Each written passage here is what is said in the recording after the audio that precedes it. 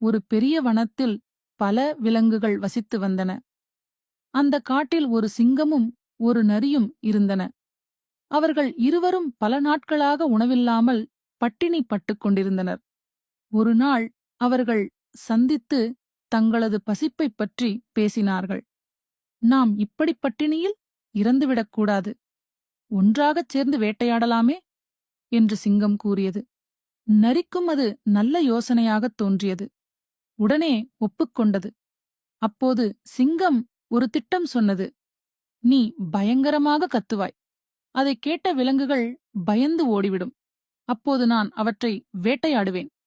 நரி மிகவும் உற்சாகப்பட்டு தன் முழு குரலிலும் கத்த ஆரம்பித்தது.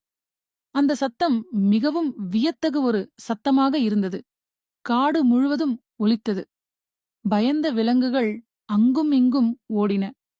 சிங்கம் ஓடி வந்த விலங்குகளை வேட்டையாடி பலவற்றைக் கொன்றது. அப்போது நரி சற்று ஓய்வு எடுக்க சிங்கத்தின் பக்கத்தில் வந்தது.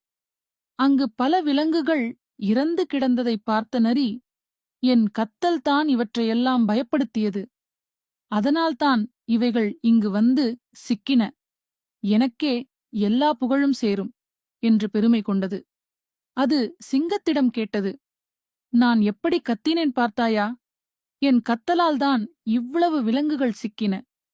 என்ன நினைக்கிறாய் என் வேலை பற்றி?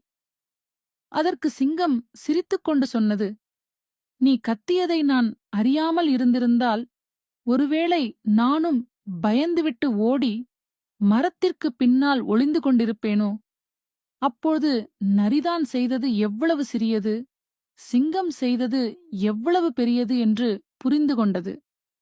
நாம் குழுவாகச் சேரும்போது ஒவ்வொருவரும் தங்களுக்கான வேலையைச் செய்ய வேண்டும். பெருமை கொள்ளும் முன் யாருடைய பங்கு முக்கியம் என்பதையும் புரிந்து கொள்ள வேண்டும். எங்கள் டிக்டாக் ஃபாலோவர்ஸ் எல்லாருக்கும் மனமார்ந்த நன்றி.